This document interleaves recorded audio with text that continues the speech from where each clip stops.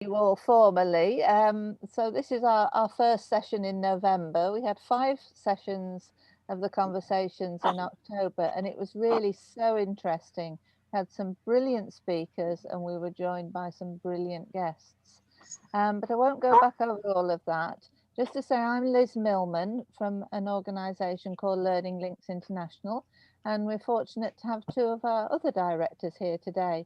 Natalie Fagan-Brown, who's based in the West Midlands, and Caroline Sansom, who's up in North Wales. I'm actually in Melbourne, Australia at the moment. We've also got Simon, who's doing all the IT for us from Belong in Nottingham. And we've got David Alston, who's also a key member of our organising team. So we welcome all of you to the session this morning. Now we're going to first of all hear from Josie Hendon to hear about Barkcloth and the fashion industry, and we're really interested to know more about that. Then we'll have some time for some questions and conversations. So fairly flexible time-wise. Then we've got Ivo ap Glyn, who's the National Poet of Wales, who is following through the thread that we started talking about, which is about Windrush and the Windrush stories and Windrush poetry. And then we're hoping that Yasser Safari, who's director of the Jamaica Poetry Festival, we're hoping that he'll be joining us, and he usually rounds the sessions off. And hopefully this time his IT will be working better. In Jamaica, they've been having the most terrible weather, rain-wise, and it's really affected the technology infrastructures and roads and all sorts. So it's challenging times for many of us around the world with all our different problems. But right away, we'll go straight into welcoming Josie Hendo. It's just brilliant that you're here with us. It's an excellent introduction that Simon gave us, and I'm just going to hand over to you so you can introduce yourself to us, and we'll hear more about the fascinating subject you're going to share with us. Thanks, Josie. Thank you, Liz, and thank you, Simon, for the invitation to speak today. Can you hear me? Yes, fine, thank you. Brilliant. I'm grateful to all of you who've turned up, and a lot of people that I know, some faces I recognize, which is lovely to see you all on a Friday afternoon. And I won't keep you waiting. I am an eco-sustainable fashion designer artist, and based in the United Kingdom. My work takes me to places I would never imagine, and hopefully you'll enjoy what I have to share with you. So I'll ask Simon to start with the making of Barkcloth. This is a cloth that's made in Uganda. It's a very ancient cloth and has been in the making for more than 700 years. So me working with it now it's just it's been an amazing journey, but not a very easy one. Very rewarding though, because it connects me to my faith and also the environment, being able to do something about the environmental issues as well. But as an artist, obviously, being able to create things that are exciting is important. So yeah, it feeds all my creative juices. But let's go to the making. So on the screen there, you can see we start from number 1. That's how they take the bark off the tree. The process of doing this, they scrape the outer layer of the bark. If you can imagine the rough part of the bark is what they scrape off the tree. And then with a knife, they make a circular cut at the top of the tree and then at the bottom of the tree as well. And it has to be done by a very expert person, somebody who has been doing this for so many years, because they know how deep to cut through the bark. Otherwise, they damage the tree. So these men have been learning from their fathers, grandfathers, to do this from when they were little, just watching them do this. So once they've done at the top and the bottom, then they cut all the way down the tree, the bark, being very careful not to go to the second layer of the inner bark. And then very carefully using a banana, the inner part of a banana tree, a young banana tree, they use that to ease the bark off the tree. It's almost like peeling a banana. But as you can imagine, this is a tree we're talking about. So they start, and you can see in the second phase, once they have eased, the layer of bark off the tree, they pull that away. And then before number 3, before they leave the tree, they have to protect, just in case that when they're cutting right down the bottom, from the top to the bottom, they've damaged the tree. They use cow manure to protect, to heal, that incision all the way down. And that is, I just found that very fascinating. And then in the next phase, number 4, they then use banana leaves to wrap the tree and protect the tree so that it starts regenerating another bark. And then they'll come again the next year and harvest about the same time. And it has to be in the rainy season. So the tree does not die when they take the bark off the tree. For me, that is a very fascinating aspect of this whole story. It is renewable. It regenerates. It doesn't die. So for me, it's one of the most sustainable cloths ever. Right.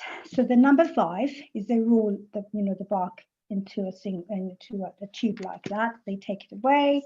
Number 6, they then put that in hot water and boil it for up to 15 minutes or more.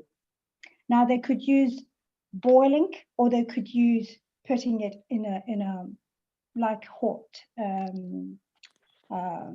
inside, using firewood. They could use firewood over it to burn it. But the process I have witnessed myself that I can say I know is the boiling in hot water. And I think for me, this makes more sense. It makes it supple and kills any kind of things that might be lingering in there. And then they will then start the process in number 7 to pound away with wooden mallets to kind of stretch the bark. So if you can see the size of that, where he started there to pound away.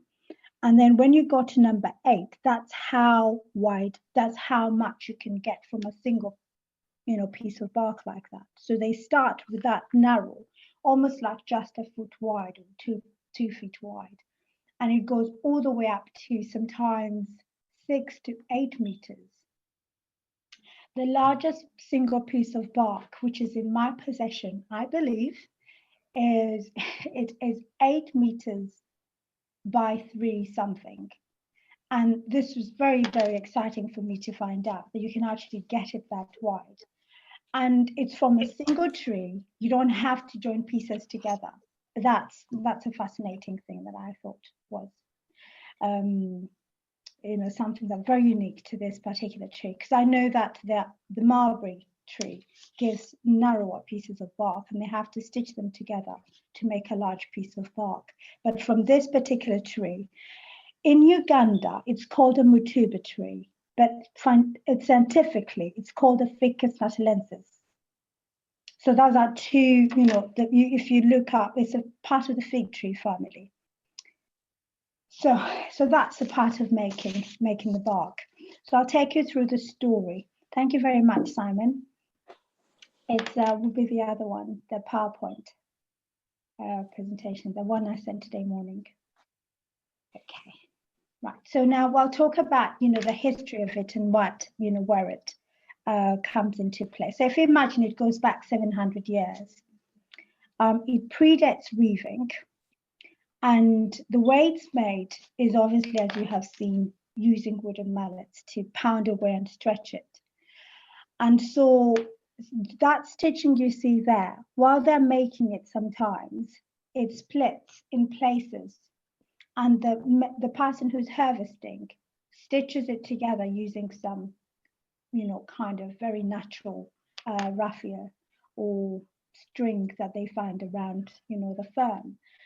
And every maker has got a unique way of stitching it. So you'll never get the same stitch when there are two different harvesters. So you can imagine when you hand stitch, everyone's hand stitching is different.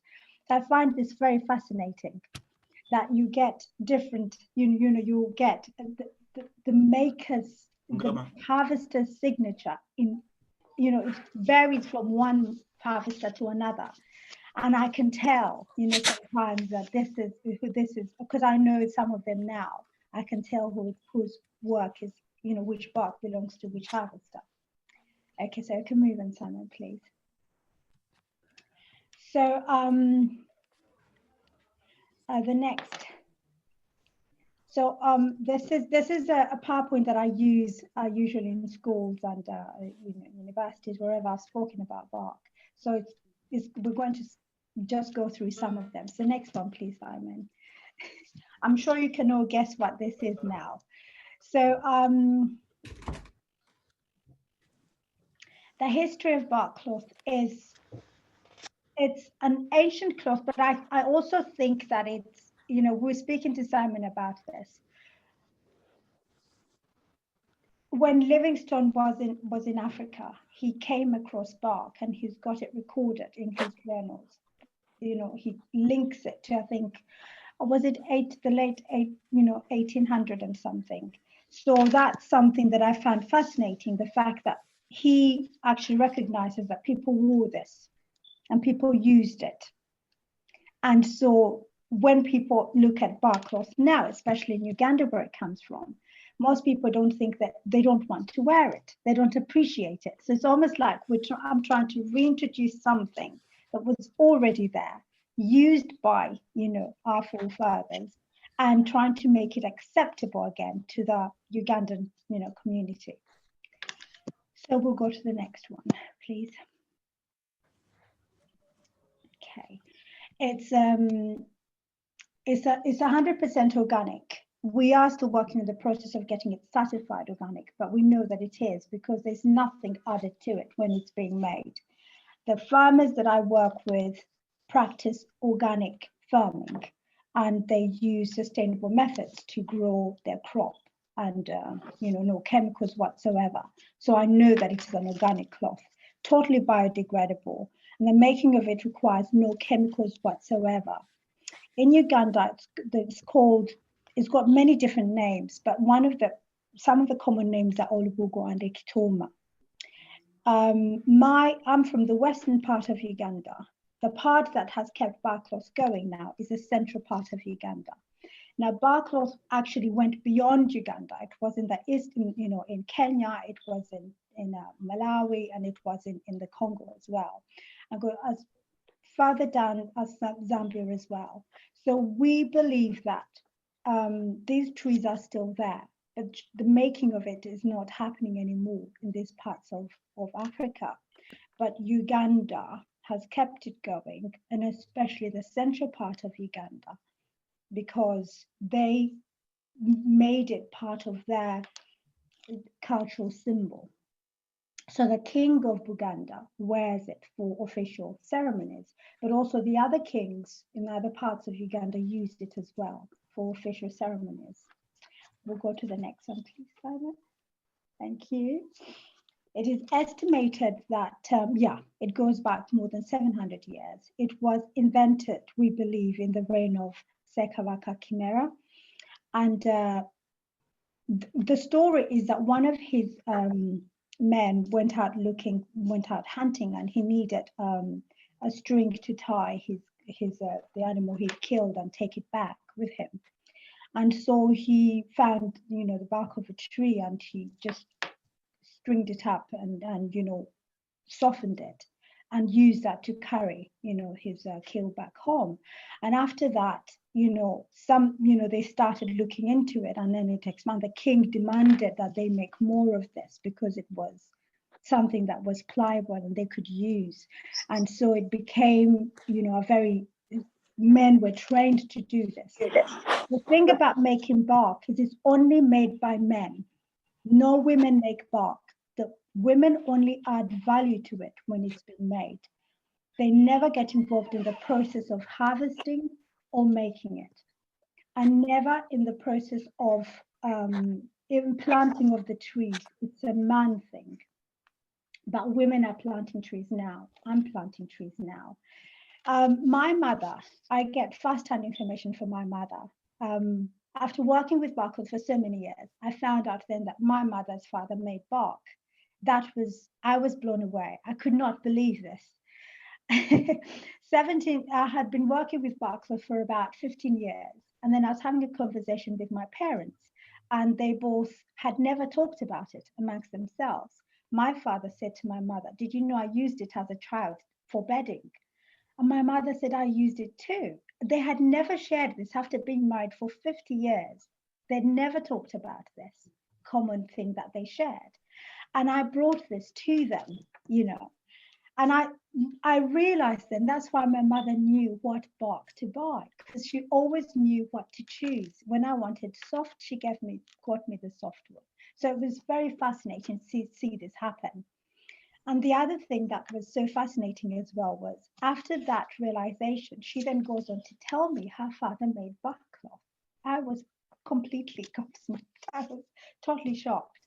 He made, she told me she remembers as a child that they would sit around waiting for him because it was, the rainy season, and their barkcloth was wearing out and they needed some fresh, bark that would keep them warm.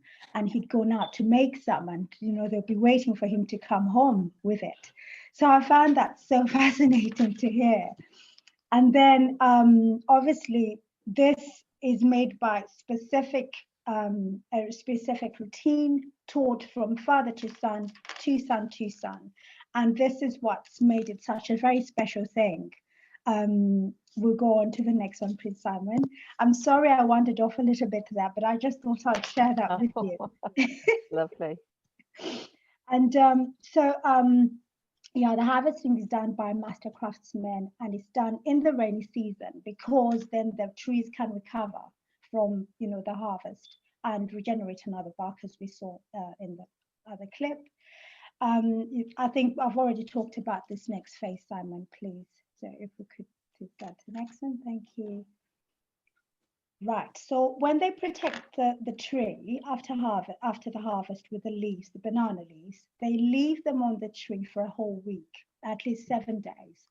And sometimes if they have to leave them longer, they will, because it might be too much of a dry season, or it might be they might need to, not dry season because it's done in the rainy season, but it might need a little more time to heal before they take the leaves off. So they can tell, because sometimes if the leaves dry and they're just no use anymore, they'll take them off. But it's so fascinating to see the colors change on the leaves from green to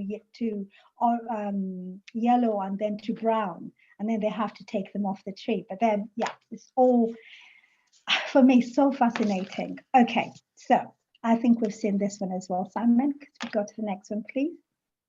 Thank you. Right. So one of the key things that I found so exciting about the tree itself is the fact that the tree is so good for the environment. Like I said, it's a Ficus natalensis tree, and it's crucial to the ecosystem. And it's something that we need to plant more of to combat the effects of climate change, to help the environment, the ecosystem where these trees grow. One of the things that I find now, and we all need to be aware of, is we're all connected. If the ecosystem in any part of the world is affected and not doing so well, no matter what part of the world you're in, it will soon catch up with you and affect you as well. So that's why, we've kind of started this whole campaign to plant more MUTUBA trees, but we'll come to that later. So the other thing that the MUTUBA tree is good for is act as a windbreaker, and it's also it's a living fence. That's very fascinating because I've actually seen this myself. It was used in the past to kind of mark the land, your land, but where your land ends and the next person begins. So it was used, and because it will grow and be very long lasting, and you can't move it once it's grown. So you can never kind of just cut it down and just say it was never there. So you knew where your land end was and where the next person started. So this was a very good way to kind of fence off your land and make sure you mark your boundaries and people know this is my land and that's somebody else's land. And one of the fascinating things my mother told me as well is that it was a mark of almost like if you had so many cows, you were treated in a certain way, was the same, you're very wealthy. That's how you were regarded. Now, when you had many MUTUBA trees, it was the same idea that you were a wealthy person. You had to have 10 MUTUBA trees or more because you can't just plant them in a tree in a forest. They have to be interplanted within a banana plantation. So you'd spread them out so that they're not so close together. And that's how they support every other plant that's growing in your garden because they create a natural, well-balanced ecosystem. Soil enrichment, the perfect conditions for other plants to thrive. That's the point I'm trying to make there. And it's also used as fodder to feed animals around the farm or around the homestead. It's used as firewood once it's, there. Because what happens is when they grow the tree to make the bark, they have to nurture it. So what they do is they have to make sure that for about 8 meters, about 6 to 8 meters tall, the tree is clear of any branches. So they have to cut down any branch that tries to grow and make sure that it's a smooth, clean trunk that they can actually take the bark off. So if you let it grow wild, you cannot take the bark off the tree because you'll never get a clean kind of 8 meter long or 10 meters long, whatever it is. So you have to make sure when you want to harvest from the tree, you have to nurture it and make sure it grows nice, straight and tall and clean of all branches. So the branches will only be at the top. And and for making barkcloth, of course, that's what the tree is good for. So that's the most important part for me. Not just that, I'm just kidding. Okay, we'll go to the next one, Simon, please. Okay, so in 2005, Barkcloth was proclaimed by UNESCO as a masterpiece of intangible cultural heritage of humanity. In 2008, it was finally inscribed in the book of representative list. Now, what this did, it made Barkcloth become not just a national treasure, but an international treasure. And one of the things that I really push is that Ugandans realize what they have is really valuable, but also for the world, for what can we get out of this? This is where the past, present, and future comes from, that we take advantage of this cloth, not forgetting the goodness that it has and taking that away, but giving it more value and using it as a symbol of, for me, it's a symbol of hope. So that was quite a shock to me. So after 5 years of working with bark, then I find out UNESCO has recognized it. And, that's all I needed to know that I was on the right path and I haven't looked back. So for me, Barkcloth is the perfect ambassador for sustainability. You don't kill the tree to get the bark off the tree. And the cloth itself is totally organic, it's biodegradable, it is renewable, it is all those things and more. Next one, please, Simon. So in 2014, I started the Bark to the Roots initiative. This initiative is anchored in the ethos of the Sustainable Development Goals, reminding us all to save our heritage and the environment. It endeavors to promote the use of barkcloth. So working with this community in Uganda, Masaka specifically, has helped me be able to make sure that this, unique cloth, valuable cloth, is still going to be around for many, many, many more years. But also the fact that we can, through this, do something about the environment. Could you go to the next one, please, Simon? So this initiative, thanks, Simon. This initiative is, it's based in Uganda, but I take it everywhere in the world with me because I'm raising funds to go back and do this work with this community, and also to promote Barkcloth wherever I go. So it goes with me. But most importantly, I found a way to kind of not just think about me producing my clothes and selling my clothes or accessories or whatever I'm doing, but it has given me a sense of a sense of being able to give back without waiting until we've done all the work we need to do. But while we're trying to get to where we're going, we have started this journey with this community, hand in hand. And when they see what we do and where we take this, it encourages them to carry on protecting what they have been protecting for all these years. It excites me to think, what else? What else? So yeah, so next, please. I'll take some questions now, and then I'll then talk about my work and understanding how relevant Barkcloth is to where we are now in the world and where it's taking us in the future. So if anybody has, do you think we should do questions now, Liz, or shall we do them later? Yes, we can do a few questions. I'd like to ask if Barkcloth is found in other countries. Yes, it is found in Papua New Guinea, in the South Pacifics. It's there, and it's in Hawaii, I believe it's there, and I've had Mexico. So these are things that I'm trying to put together. It's a different type of bark, but it is Barkcloth. So for them, it's white actually. So it's kind of really weird that they try to color theirs brown and black. And we have the brown one. So I find that so fascinating. It's human. It's very human, isn't it? We're always trying to change things.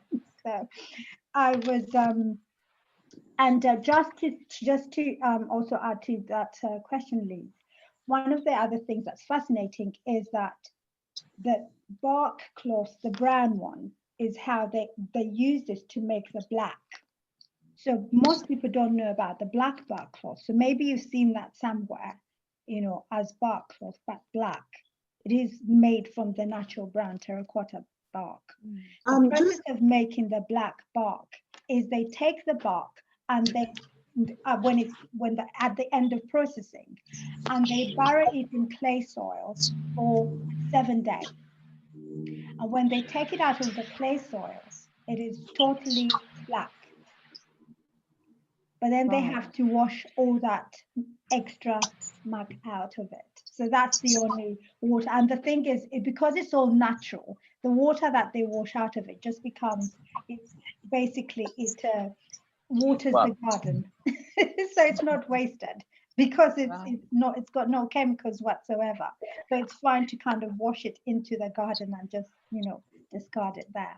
Yeah, Natalie would like to ask something, I think. I'm trying to figure if the Barkcloth in Uganda has any links to the ones that we have in Jamaica, because we have two different kinds of Barkcloth. We have one made from a fig tree, which looks like the one you have here, which we use for burial purposes. That's fascinating. Because people are Maroons, and we tend to we use it. Only the Maroon uses it for burial purposes. Really? Well, That's very fascinating. I've heard about that, and I would really like to have a sample of that. So I'm trying to put something together. So we need to have a conversation about this. Okay. I've heard about the two I think the other one is white, isn't it? Yeah, the other one is white, which we call it lace bark. Yes, yes, I know that. Yeah. That one, the tree is dying out now because Yeah. after the Maroon community gave Queen Victoria Yes, yes. something made of it, British Yeah. people then wanted to wear barkcloth. And then because of that, there was this, everybody trying to harvest the barkcloth Yes. incorrectly. Yes. And so we're now trying in the Maroon communities in the mountains to try to regrow that To tree. save. Yes. But the one made from the fig tree, I'm not sure if it's the same one. Is the tree you mentioned a type of fig? Yes, it is a fig tree family. Yeah. Yes. So I think it might be a variety. Yes. And very fascinating to know, because within this MUTUBA tree that we have in Uganda, there are different varieties as well. Okay. And they'll give you different textures and different strengths as well. So they are, you know, some will know, those who harvest the cloth will know what to make for the softness and what, you know, what people need for different uses. So we use it the same as you do now. It's predominantly used for funerals. Okay, good. And because of that, most people don't want to touch it. They've given up on it. And they don't realize in the past it was used for everything, you know, especially it was a special cloth. It was used for weddings. It was used for, you know, special occasions. You never be digging in the garden wearing bark. But yeah, but in the Maroon community, only the most influential gets to be shrouded in barkcloth when you die. So it's still a special cloth. Cloth, brilliant. So we're on to something there then. Okay, that's fantastic. We've got 2 more questions we could just take fairly quickly now and then move on. Sue asks, how long does a sapling have to grow until the bark can be harvested? Okay, so it can take, depending on what you plant, they normally advise about 5 years. And the reason they say 5 years is when you have a reasonable trunk that you can actually peel the bark of the tree, is you start making the tree know that this is going to happen. So you're getting it prepared for a lifetime of harvest. Yeah. So you won't be getting the huge pieces of bark, but you'll be getting some bark. And that's how the young men learn how to make the bark. They use these softer, younger trees to do this. And Joanna asks, are the bark producers individuals or do they work as a cooperative to market the material? Okay, that is good. The community that I work with is in our group called BOTFA. So they are working as an organic tree farmers association, so that they have the power of having that communal support and strength and connections, and so they've managed to do this and keep it going. But then obviously there are some other people who are doing it on their own. And this community has, you know, kept very strong, a strong togetherness to keep this going. One of the things I wanted to go back and talk about is the fact that colonization is what took away the bark from where it was going. It destroyed, and I don't say that in a terrible way. It was when religion came, when colonization came, and these people were told these practices are barbaric because these trees were almost worshipped. And the reason why that happened is because where the tree exists, everything is green. Even in the driest of seasons, when there's no rain, everything around the MUTUBA tree is thriving. So people kind of gravitated to these trees because they felt that they had something special. So for them, it was almost like they treated them almost like their little, I don't want to call them little gods, but you know, they kind of worshipped those trees. When Christianity came, then everything was taken away. They were told, these are not, you know, this is not right. You have to give this up. So many of these trees were cut down in a very, very huge number.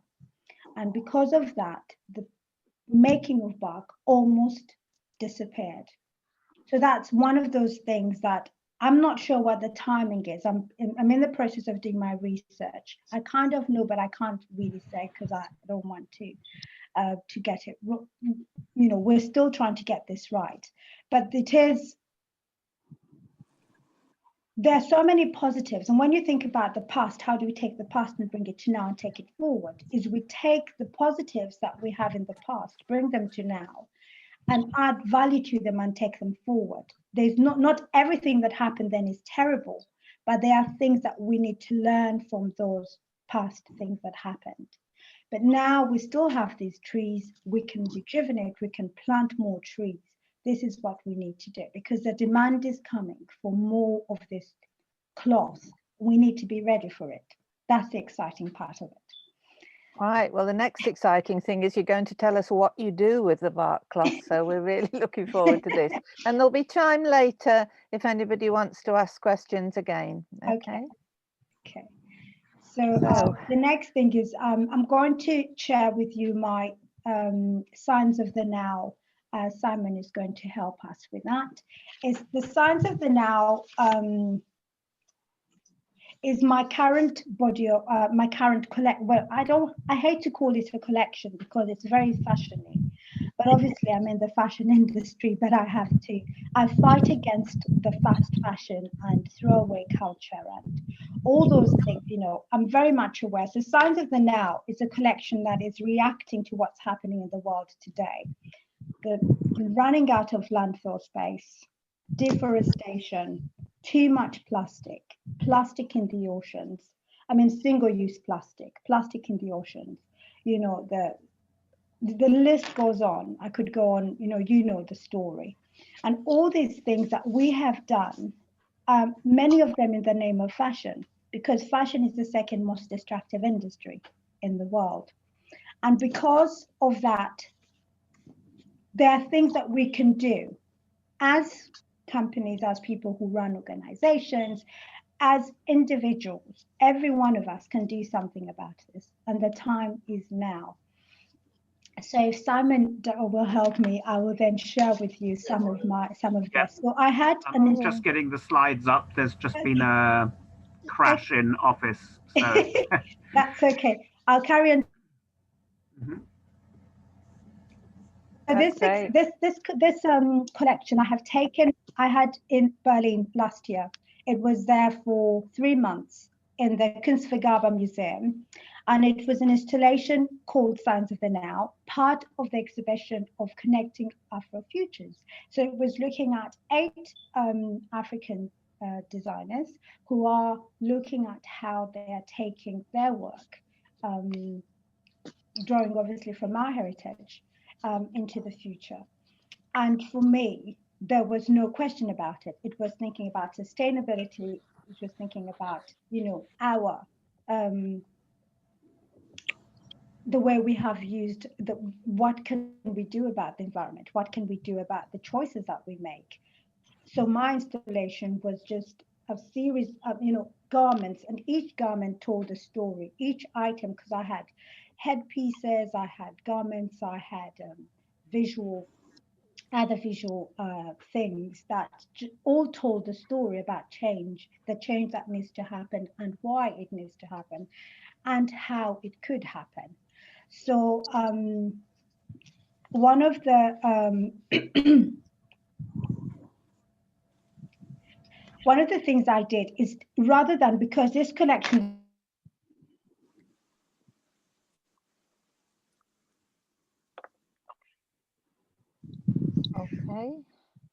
was being mindful of reducing energy, not wasting the natural resources. I used my past research to come up with the concept and the ideas and the designs as well. So I used ideas that I've had in the past. So I went back to my very first collection, which was called Resonance. And Resonance is the one that's behind me. I'm not sure you can see it very well.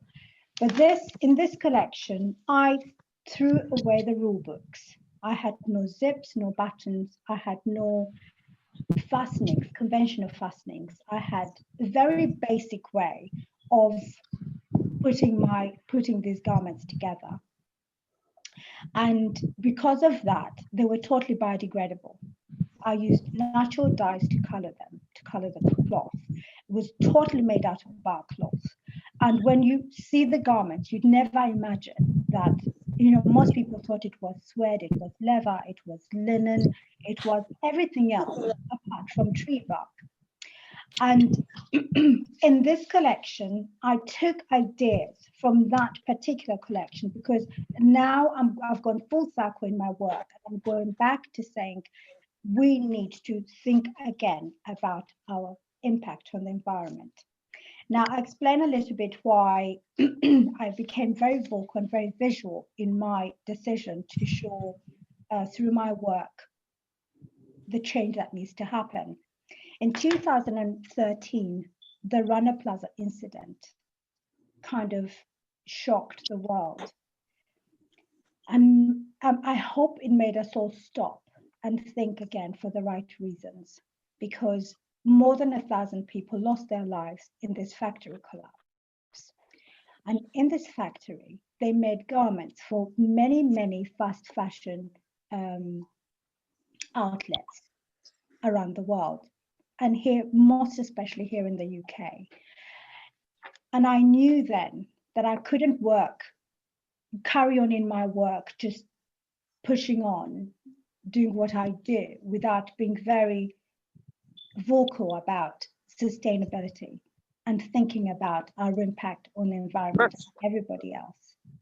So when I did this, I then decided to use Barkcloth to tell that story of change and create symbols within my work. So I used, instead of using print on bark or on cloth, I used the Barkcloth. I used it to make the graphics on the garments, writing whole words like reduce, reuse, or recycle. So here we start with this one here. I'll come back to that story. So this is about the fragile world. This one talks about where the world is now. So if you see the bottom part of the garment there in the center, that's made out of, the way we made this was leftover pieces of bark when we make eco fans to sell to plant more trees. So this is the perfect example of reducing waste. So that would have been wasted otherwise. But I've used that to show how fragile the world is, how disconnected we are in the efforts to kind of save the environment. And yet, what we're aiming for, what we should aim for, is the top part of the garment, that the bodice is a single piece of bark that's got no seam anywhere, and it's only put together by the way it's been cut, and it's wrapped around the body, and then a wooden peg is used. And this then is a single move that I believe we need to make, all working together to do something about our planet. And then the world is there as well, made out of bark, because this is the world, one wholesome world we need to leave for our future generations. Right, so that's one of them there. So if we go to the next one, Simon, please. So here we have headpieces. Now they look very crazy, right? But that's how I see where we are. And all of this is made out of bark. The black is Barkcloth. The brown, the flower is made out of bark. It's having, but they all talk about, the flower is about how beautiful nature is. But obviously, for me, that's how I see, And then the one in the right-hand side corner there, that's how confused we are. And then the one in the center there is kind of like saying it's an upcycled piece. So it's made from one of my old, I love wearing hats myself. So I've kept them all, and I've used that. So I molded this, bark onto this and made a single piece of, make a headpiece like that. So it's very exaggerated because that's how bold nature is. And that's how I feel we need to be bold in our action in moving against, this throwaway culture and the messiness that's going on. And every one of us has got that in them to make those changes. Next one, please, Simon. And then you have these, that's almost like an artist, palette there. And in the left-hand top, that's 4 corners of the world. From the 4 corners of the world, we all need to come together and think about how we could change, the choices that we make and save the environment. And then in the bottom right-hand corner, this is a key image there. That, for me, was where everything started there. That's excess plastic. So if you look at the bottom part, you can see their bottles, plastic bottles. And I use those plastic bottles. I was walking my son to school one morning and I found these plastic bottles all along the street. And I took I took one of my rubbish bags with me and I collected all these plastic bottles. It was a recycling bag I took with me. And I used these plastic bottles to mold and make that shape, those bottle shapes on the headpiece there. It's about excess plastic. It's too much. And obviously I used my heritage, being African. We carry things on our heads. You carry baskets of fruit or baskets of food on your head. That's what the women do. So that's how I did this. So it's a hat that combines, plastic and, what can we do about it? So it's kind of question. It makes, hoping it made people stop and question. It was a huge, and it was right there in the middle of the installation. And everybody was asking what a plastic bottle is doing here. The story was all that. There was a video clip there. And I hope that this kind of, it's a way to kind of use the plastic to tell about too much plastic, basically. Anyway, and then the other pieces there are just purely, that's how I think nature should be, just simply beautiful and, well balanced. So Josie, we've got about 10 minutes now to look through these pictures. Okay. So we want to make sure we see all of them. Okay, I'll be very quick. I'll be very quick. Okay, so the next one is called antineric PPF. This antineric PPF, I think you can all tell, has got some wool, tweed, woolen tweed cloth, and it's a combination, it's upcycled for men's clothing. So this is using a man's coat and a blazer to design something for a woman. This particular one is currently now in the National Museum of Scotland. It's just gone on display there. So the story about this is just seeing how we can repurpose clothing by upcycling. So that's why is a huge part of what I do is we already have clothing we can upcycle and reuse and make quite exciting. That's one way of reducing waste. Could we do the next one, Simon, please? Okay, so this one is called R3. It's called the R3 Elegant. I think. Oui, vraiment, oh, Firmin, je suis très content. Oui, alors je t'écoute. Albert, can you switch on to mute, please? Oui, je t'entends, je suis en conférence là. Je suis mute, Albert. Okay. Bon, laisse-moi, je vais fermer comme ça. Thank you. Okay, the R3 ensemble it's a garment that kind of transforms itself. You can wear it in so many different ways. So the way it appears there in the middle, that's one way of wearing it, and that's why it's called the R3 ensemble. And the print there is designed by me. We put this together to kind of, when you put all the letters together, they spell the words reduce, reuse, and recycle. That's why you have those boxes within that, those images there. So it's creating an aesthetically pleasing print, but actually the story is quite deep. And also the texture within the print itself is taken from the bark.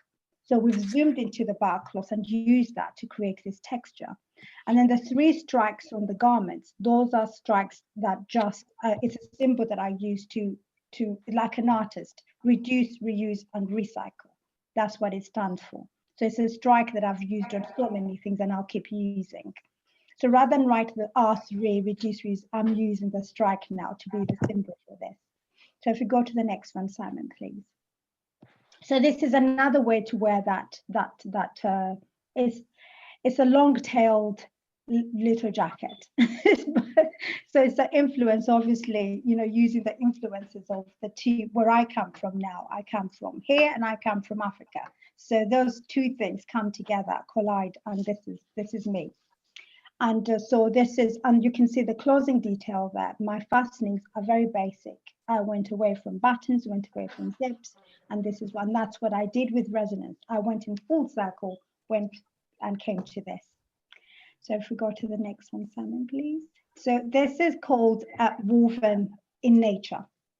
So for the first time, for about 15 years, I was trying to experiment with weaving barkcloth without destroying it or taking it apart in terms of adding any chemical and breaking down the fibers. So weaving it as it is with organic cotton. So finally we had with enough softness to make a garment out of. And so this was part of the display in the museum in Berlin last year. And it's exaggerated here, but it's possible. We're making coats out of this, and we're making outerwear out of this. So I think for me, this was an exciting point, but it's woven with organic cotton. And this is really important to me, that you mix it with the right combination of fibers to make it work. So get to the next one, please. So this is Notre denim. Now, denim is producing denim is one of the most, is in the fashion industry, is very destructive. The toxins, they use a lot of toxins to create, when they're coloring the cloth. And also the processes of making denim they're so industrial and very, very, when they apply all these techniques to the denim, like the buttons are riveted in place. You can't replace the button if it breaks. You have to get rid of the pair of jeans because there's no other way. And then it's very labor intensive making denim garments. And so when you think about the processes, the water table is destroyed wherever they make the denim because of the toxins that end up in the water in these places. So I think that if it's already made, reuse it, and then avoid making it the wrong way, make it the right way. I love denim, and most of us have a pair of denim somewhere in our wardrobe. So what do you do with it? So these were two pairs of men's jeans that I took apart and put back together like this. And everything is there. The neck detail are all the waistbands. Nothing is thrown away, with all their rivets and zips in place. And for me, this was saying we have to think about to take this seriously. We'll go to the next one, please. Sorry. Yeah, so this is, you can see right there, because if you think, okay, let's break down the denim and use the cotton again, most of it is mixed with elastane, it's mixed with so many other things. And the way the buttons are put in place, you can't just remove them to recycle this or make new yarn out of this. It's too much work. So what do you do? You reuse everything just like this. Please, wonderful. The next one. So this is Blown in the Wind. This one is totally biodegradable. There are no zips, no buttons in this particular garment. And as you can see, the 3 strike is there on it. And it's just a reminder that, everything goes back. In nature, everything is recycled. It's a natural process. So that's why it's Blown in the Wind. It's just a continuous cycle of leaves fall and then everything, the story. And that's what this is. So this is, one of the designs I really love, because it's very basic, very simple. And there's so many ways to wear the skirt as well. It becomes a dress. In the next one, we'll see this. Please, Simon. So this is the same skirt you just saw there, worn as a dress. So the symbol that was on the back of the skirt now becomes the R3, symbol, signs of the now symbol. And that's, now that's a dress from a skirt. And then you can wear it as a cape as well. Could we go to the next one, Simon? So this is Opposites in Union. Now, for me, this was an important part of this because I wanted to show that you can actually do some tailoring on bark and create a well-balanced piece. And this is how nature, you see, everything seems to work together, but it's not identical. And that's how I see nature is. And to try and mimic that in the way we live, you know, within the environment that we are not taking away too much. We are giving back just as much as we're taking and looking after the environment. That's how I see, you know, the world that we're in, and that's how I think that we need to kind of, you know, that's reflected in that particular look there. Could you go to the next one, Simon, please? Yeah, that's the same. Is that the end? Okay, that's the end. So, yeah. I hope that kind of tells the story of. That's absolutely fascinating. Absolutely fascinating, Josie. I just couldn't imagine how you were going to use those great pieces of barkcloth and make them wearable in a very exotic way. Oh, so beautiful. All right, time for maybe 2 more questions if anybody's got anything else they want to ask. Or we'll just compliment you with what you've done. And then I think, Josie, you're happy to stay for the next half an hour or so. Yeah, I'm here. And then after that, after 1:30, then we switch off the recording and then people can chat and you can catch up with one another. Oh, Professor Satie, you've got a question. Yeah, thank you very much, Jose, for your presentation. You temporarily converted me to an art historian, and I'm so delighted. Just one quick question. I'm interested in the gendered history of barkcloth. Yes. How it started as a male-dominated thing, and then there was a transition in which women also started participating. Now, how did that happen? Okay. Or what account? Okay.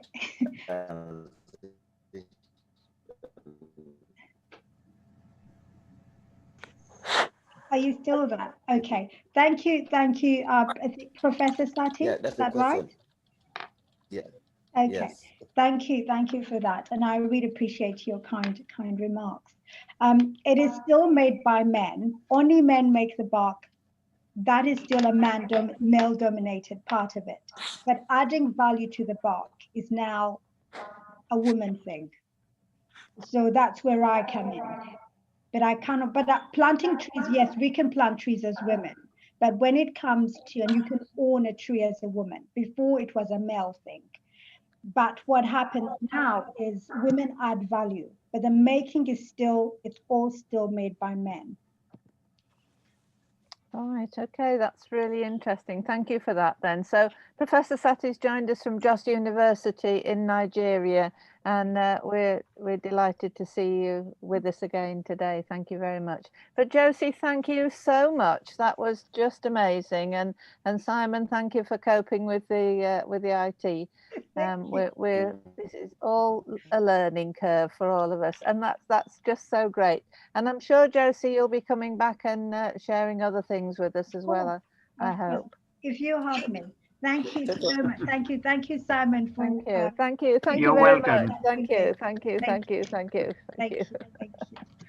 All right. Well, it's delightful to see that Yasser Safari has joined us from Jamaica. That's really good to see you, Yasser. That's fantastic. But what we're going to, the person we're going to introduce next is Ivor ap Glyn. Ivor, I don't know if you want to introduce your poem, explain how it came about. Would that be good? Can you unmute yourself?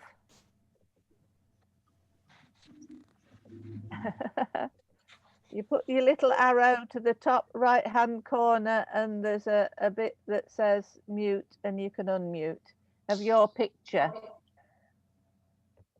I'm just asking him to unmute, so hopefully that brings up a button. Ivor, can you see a button?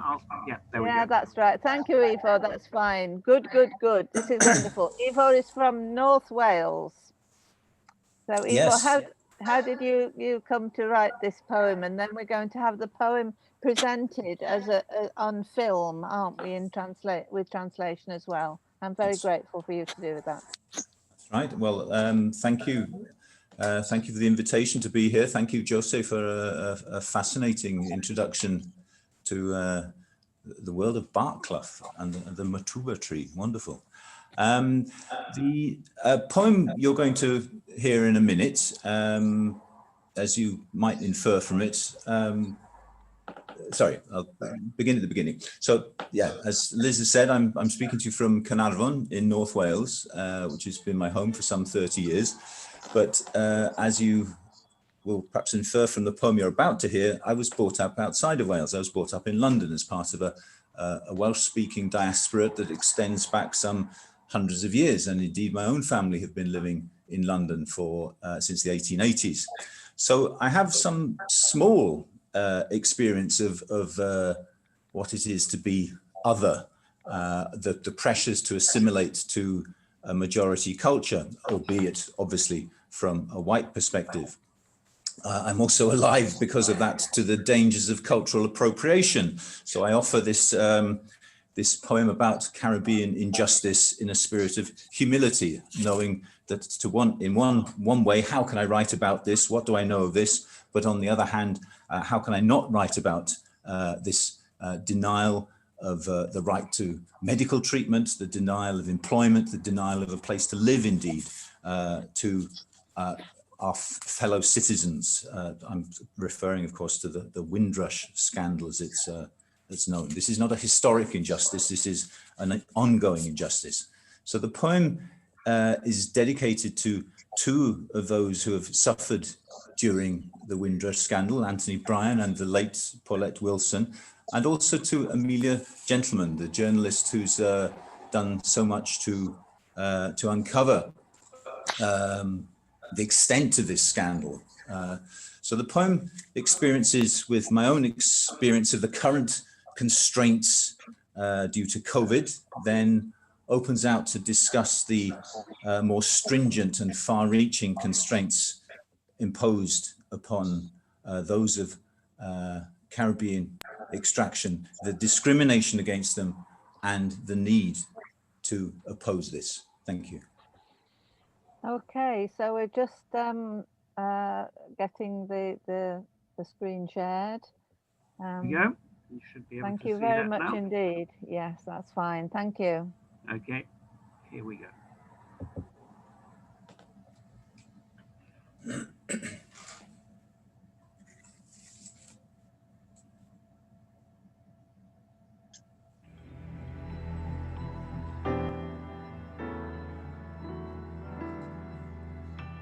Gwyn fy myd wrth osgoi'r aflwydd yn gaeth ac eto ddim wrth droedio 10,000 o gama ar gyrion fy nhre. A cherddaf yr hen lwybra a llygyd newydd nes ailafal yn iaith tymhora a medru cyweirio rhwng sgwrs ara y mynydd pell a pharabl sydyn y cloddia. Gwyn fy myd. A dim ond drympit a denydd cloman i darfu ar fy heddwch. Dyna mraint. Ond gall newid ar amrantiad. Achos nid fama ces i ngeni na magu mae fama dwi'n byw efo'n plant honedig. Sgyn i'n prawf mod i'n Gymro mae fama dwi wedi gweithio bob un o'r 20 mlynedd dwytha. Ond sneb yn fo herio a iaith front fel na, felly gwyn fy myd. A diolchaf na chaim o'n nadu rhag cael yn rhin mewn sbyty, bod yn stamp wedi dalu ers cyn gennu'r sawl sy'n gwaraddu'n i mi'r hawl. Diolchaf na chaim o'n ni swyddo na'n rhoi allan o'n hyd. Diolchaf na chaim o'n alltudio i ddinas sydd ddim yn fy nghofio. Diolchaf na chaim o'n ngharcharu ar gyrion maes awyr gan rei sy'n gwneud celwydd o myd. Ond, gwyn ein byd pan na allwn gerdded o'r tu arall heibio. pan fo'r rhod yn troi yng nghalon pob tre, a rhodiwn hen lwybra a llygyd newydd, cydroedio drwy'r trwch, drwy fwd y geia, nes cerdded hafa newydd i'n hiaith, nes ailgodi yn amgenach, nes byw mewn lliw, nid gweld mewn du a gwyn.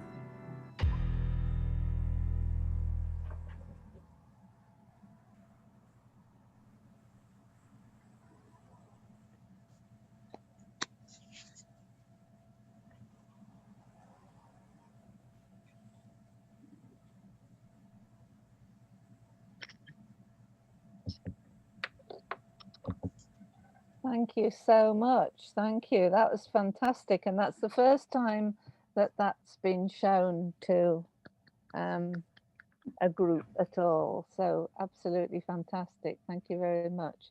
That's very powerful. Yeah.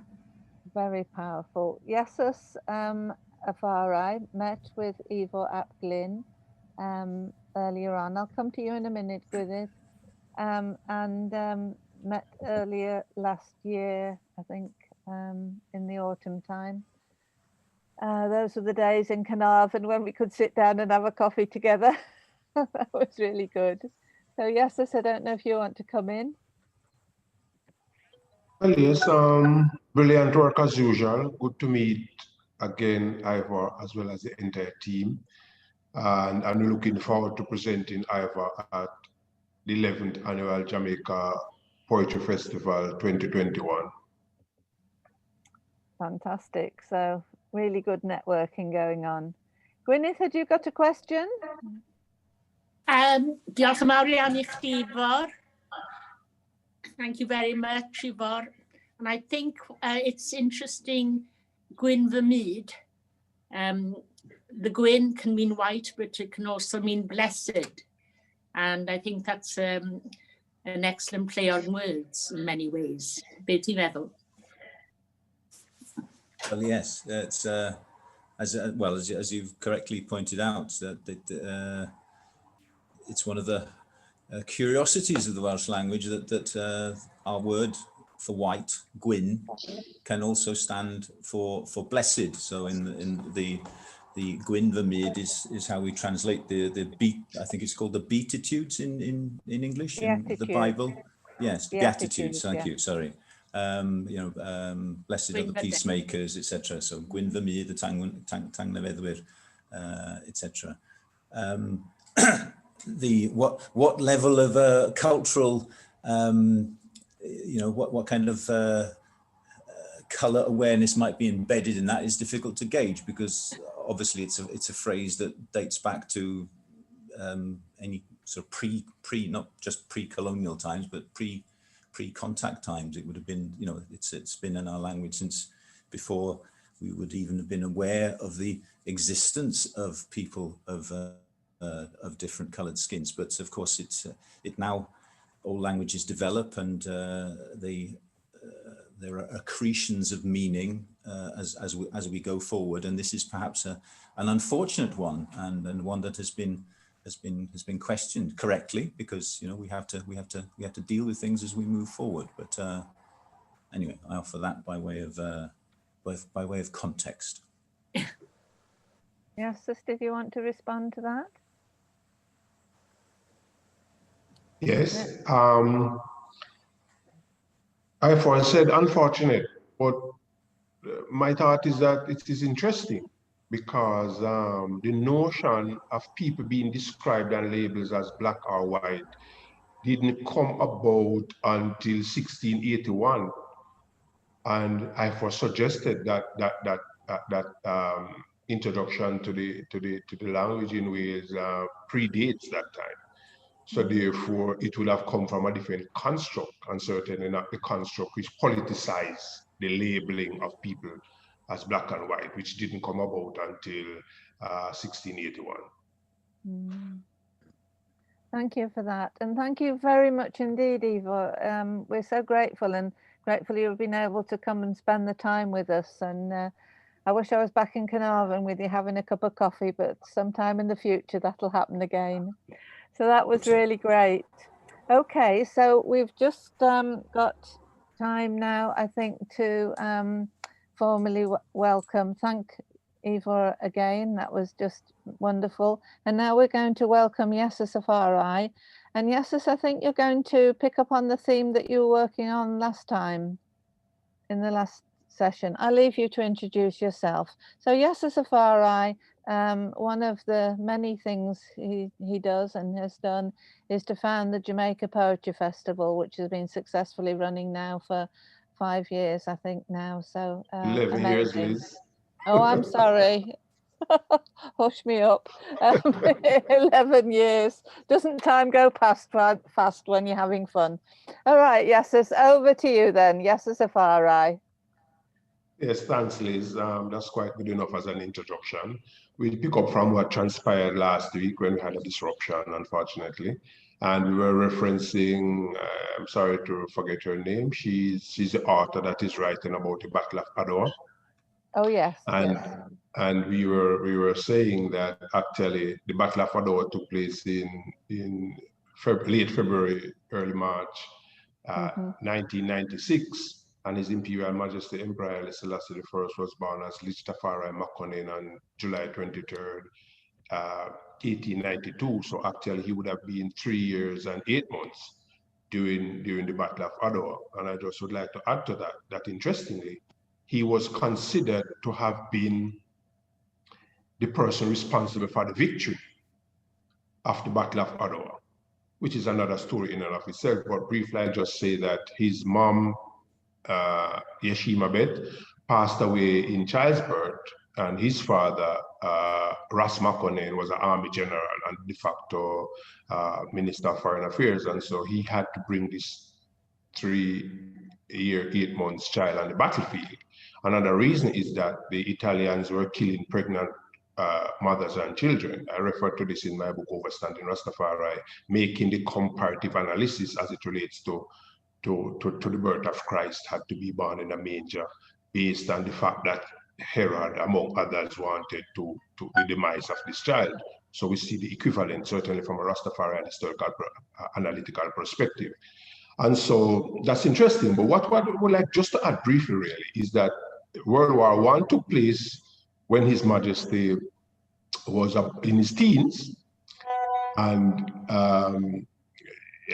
then the Battle of Adwa, as we spoke earlier, three years and some months, and then the Italian invasion of Ethiopia, which preceded World War II, took place when His Imperial Majesty was in his 30s. And so those are interesting historical occurrences that might be interesting to look at when reviewing the notion of the Battle of Adwa, and certainly within the construct of Black history and some of the issues we are speaking about, and certainly relating to what I'll be zeroing to now, relating to the heroes and sheroes in the Jamaican context. And the Jamaican context really operate within the transatlantic triangle, which we said, really looking at the fact that Mama Africa is the woman cradle and birthplace of human civilization and the original custodians of the planet Earth and the family of humanity. So that is interesting that the transatlantic triangle, which is a triangle of genocide and a crime against humanity, took place involving the different portions of the triangle. We know them quite well, Europe, Africa, and the so-called New World, which was really not a new world. And so we, in terms of what we are doing now and what we like to speak to and what we are doing with our effort, is really to reconfigure that triangle of genocide and death and decay to a triangle of healing and reconciliation and renewal, breathing new thoughts, new hope, new perspective into the temple of the family of humanity and into our relationships. We're ordering new relationships, a new paradigm, both of interpretation and analysis and ways and means of living and getting on together, because we know that the future of humanity is crystal clear: collective survival or collective extinction, and in that connection we do not have the luxury of choice. So we have to find urgent mechanism and institutions and modalities of finding ways and means how we can peacefully coexist as inhabitants of a shared planet Earth and a shared human journey, a shared human history, and a shared human destiny. And so speaking to that now, we'd like to look at the that set in a context sort of, we'd like to look at the experience in Jamaica, speaking to the heroes and sheroes as we alluded to last week. And so we just like to start at the idea of emancipation and the edict of emancipation, which we'd encourage people to go and have a look at again. And so we'd like to fast forward to August 6, 1962, which became the so-called independence of Jamaica. And I say so-called independence of Jamaica because after 50 odd years, the head of state of Jamaica is still the Queen of England. The Queen of England is currently and always responsible for the institution that was responsible for the transatlantic genocide. And so when we're talking about independence now, we have to look at the Lancaster Agreement, where two of our so-called heroes, and I say that respectfully, but speaking with the strength of history, would be Alexander Bustamante, and they were cousins, and Norman Washington Manley, and they were architects from the Jamaican perspective of what led to the Jamaica independence. And we say so-called because after so many years, the arrangement is such and was such that we maintain the former colonial master as our head of state, and we still have a governor general who just conveniently and tactically substituted the governor by just adding general and the governor. And the governor, incidentally, happened to have been Henry Morgan from Wales, who was a pirate and who was really acting in the interests of the colonial overlords and masters. And so we have, largely speaking, and specifically speaking, maintained those institutions. And so we want to look at our so-called heroes and sheroes through those spectacles. And so the force of history would include those titles of honor from these people who are questionable in the face of the evidence on the ground.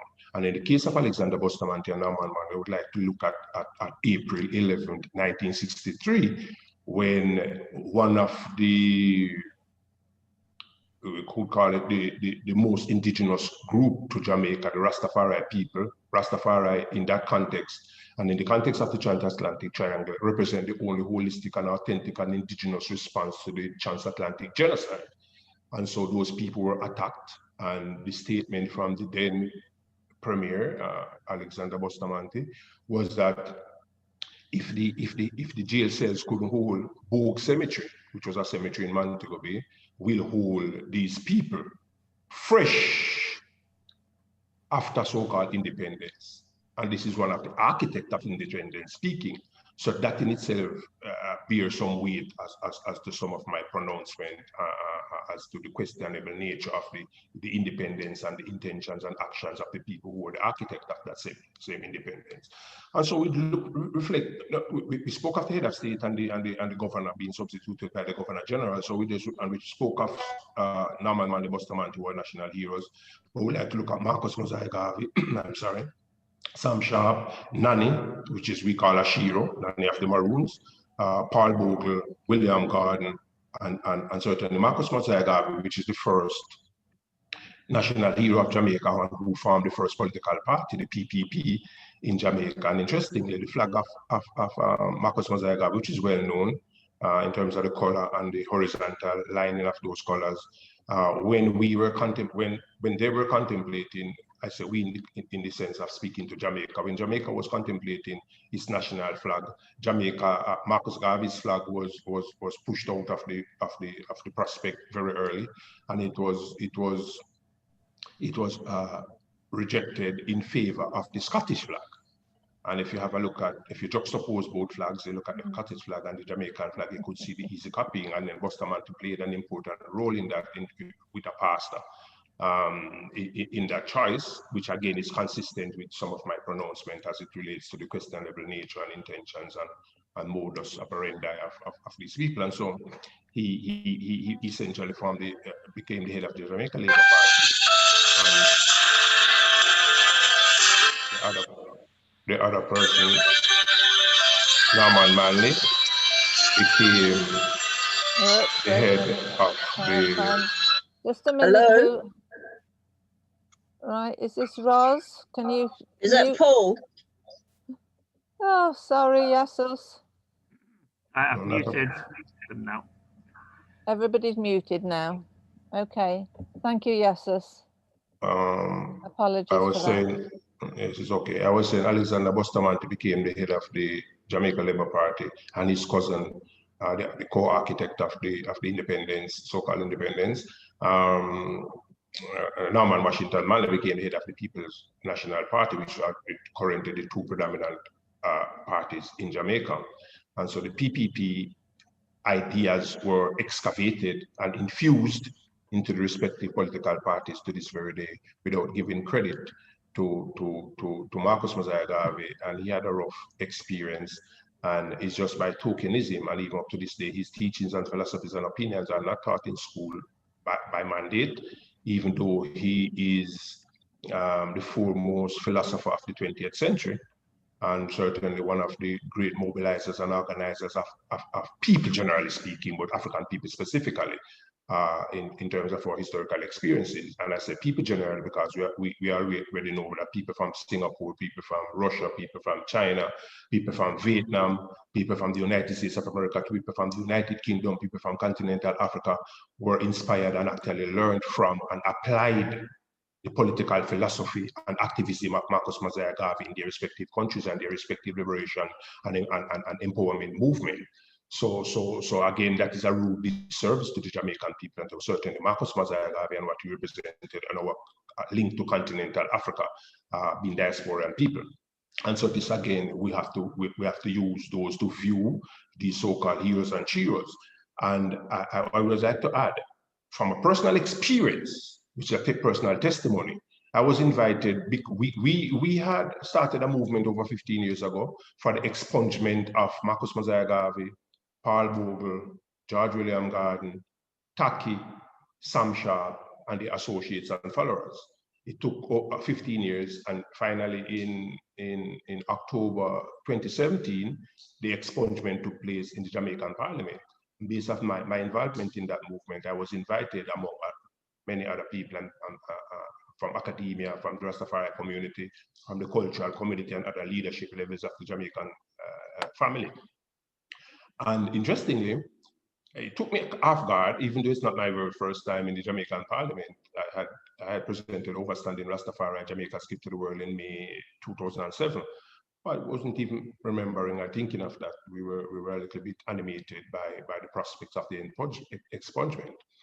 And so when the prayer for the Queen came, to God save the Queen, based on even generally speaking, but more specifically, the occasion would not have justified us honoring such a prayer, really. And so I refused to stand, and a few others refused to stand, and it created a sort of tension, which we finally got over. And then came the maze, and the occasion again, and in honor to the ancestors and to our own reality, we could not subscribe either. And so I refused to stand, and the Speaker of the House, Honorable Pernell Charles, stopped the proceedings, and the then Prime Minister, who's the current Prime Minister, Andrew Holness, was in his office. They sent for him, and I was being made as kind of a troublemaker, sort of. And there he is, and he's not standing. Two sides of the aisles got all animated, and I had committed some very dangerous act. And I held my ground and my composure, and they suddenly saw the light of day and realized that that was a futile exercise. They had previously asked 3 police officers to extract me, certainly unceremoniously, from the Parliament, and because I held my ground and they saw the light of day, they stopped and said, "It's okay, proceed." And so it is said that that's the first time that is happening. I'm saying this to say, to bring weight to from personal testimony perspective, to bring weight to some of the issues and points I'm raising, because we are expunging some of national heroes in terms of officialdom and national heroes in terms of the folk culture and the legitimate liberation aspirations of our people. And so we are here now expunging them who were murdered in some instances 200 and odd years ago. And we are here to honor these people and to clear the name and the record. And here we are now, honoring and reverencing the people who are responsible for those atrocities without bringing them to bear in the face of our parliament and scrutiny of public opinion. And then here is someone standing in support of our ancestral struggle and the dignity and honor and integrity of our ancestors who were killed innocently for aspiring for the freedom and the dignity and the respect for their own people, which resulted in these people in the parliament being so privileged to be sitting in our parliament considered a hallowed space and not giving them that reverence from the very people who initiated and add fuel to that movement, which resulted in that day. So it's clear evidence. This is just 2017, so we are talking about less than 3 years ago. Well, 3 years ago, it's now November. And so that is the mental, that is a mindset, that is a frame of mind that our people are still in spite of.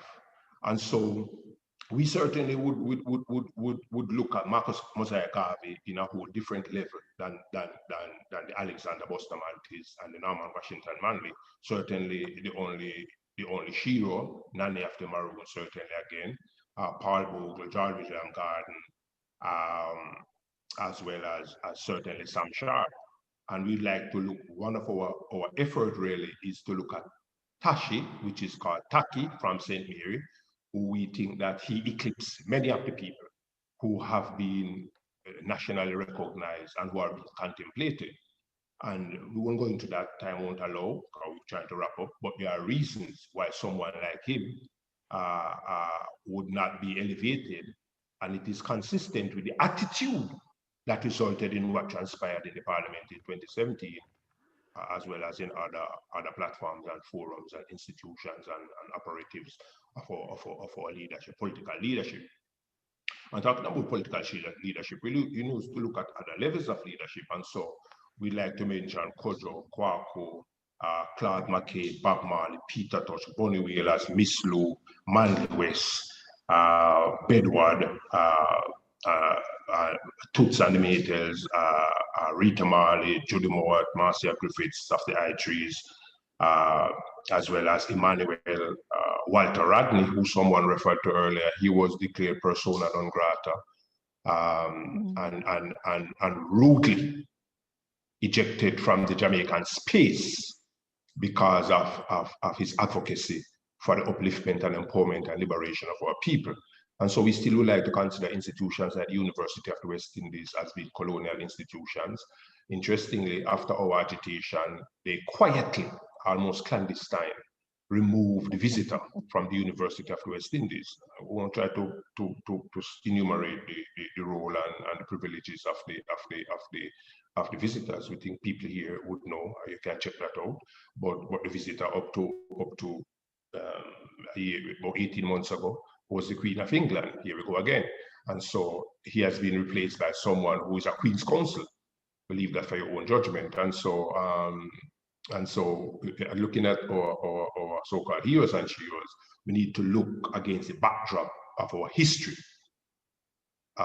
to substantiate or validate those honor as it relates to the legitimate and continual aspirations of our people and the institutions which maintain neo-colonialism and who refuse to speak to issues of reparation and repatriation as a mechanism or as mechanisms of healing, reconciliation, peace and love, shared and sustained prosperity, which we all aspire for as Jamaicans, as people of the Caribbean, as people of the African diaspora, as human beings living on the sheer planet Earth. Thank you. Thank you very much indeed, Yassus. Thank you. Thank you. And that's, Yassus and I discussed a theme, and it was National Heroes Day in Jamaica.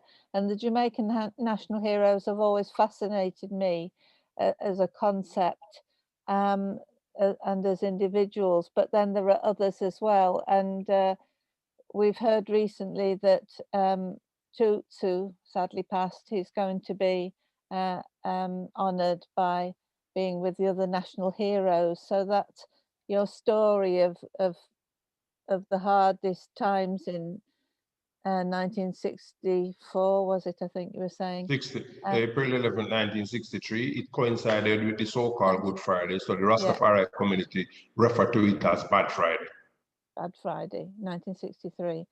To that situation now is quite incredible, and we won't ask for your the track to be played now because we'll finish the recording, but perhaps next week we'll play the track with Toots and yourself as well. That would be really great. So thank you very much indeed, Yesus. You're most welcome, Liz. Well, you're most welcome, Liz. And just to add to, yes, thank you, welcome. Just to add to what you said about Toots, he is the person who coined the term reggae. Yeah. And he won the first national festival song, the second one as well. So those are reasons which add weight, among many others, to why he's been accorded a certain level of recognition, even at this time. Well, I think we've got our theme for your slot next week, so that will be really interesting. So thank you very much, Yasser Safari. Brilliant to see you again. And Yasser has to get up at the crack of dawn. I'm here at midnight. But it's been really lovely to see you all, and thank you all for joining in this session. We're going to stop the recording now after we've said thank you to everybody that we should say thank you to. Thank you, Ivo. Thank you very much indeed. Thank you, Josie. Thank you very much indeed. Thank you, Yassus. Thank you very much indeed. And thank you all for being with us this time. So thank you, Simon. If you can switch off the recording.